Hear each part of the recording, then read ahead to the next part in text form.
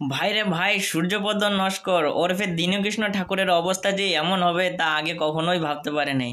তাও একটা বলা আছে, চোরের 10 দিন গার্হস্থ্যের একদিন। তো গার্হস্থ্যের একদিন মানে কেমন সেটা তো ভালো করেই বোঝা যাচ্ছে। দৌড়ে দৌড়ে ভাগিয়ে ভাগিয়ে মারছে, যে পারছে সেই মারা ধান্দা করছে। মানে এমন একটা দিন দেখতে পাবো এত তাড়াতাড়ি, এতটা আগে ভাবতে পারিনি। তবে অনেক খুশি। আর যারা যারা খুশি অবশ্যই কমেন্ট করে জানাবে।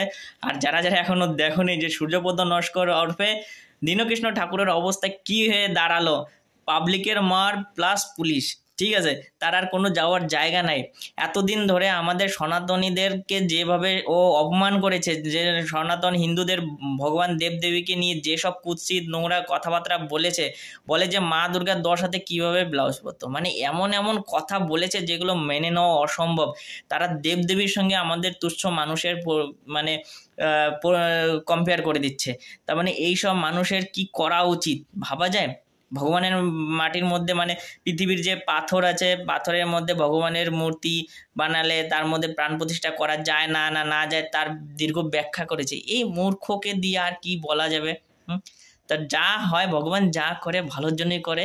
তো কি হয়েছে ভিডিওটা লাস্ট পর্যন্ত দেখলে বোঝা যাবে। আর অবশ্যই ভিডিওটাকে শেয়ার করবে, যাতে আরও মানুষ যারা এখনও দেখেনি আর এর আন্ডারে এখনও রয়েছে, তারা যেন এই সব জিনিস থেকে মুক্ত হতে পারে। আর আমাদের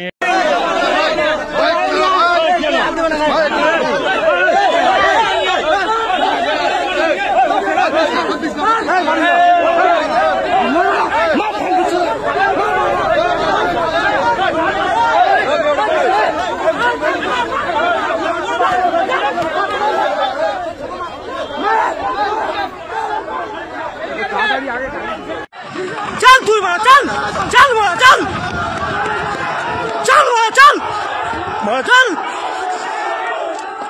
তোকে ধর্ম শিখিয়ে দেবো।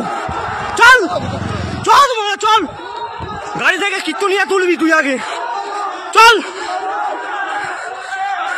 কীর্তনিয়া, তুই কীর্তনিয়া, কীর্তনিয়া তুই, কীর্তনিয়া তুই, চল বড়া কীর্তনিয়া তুই, কীর্তনিয়া কৃষ্ণ অসুর, কৃষ্ণ অসুর আসছে আসছে।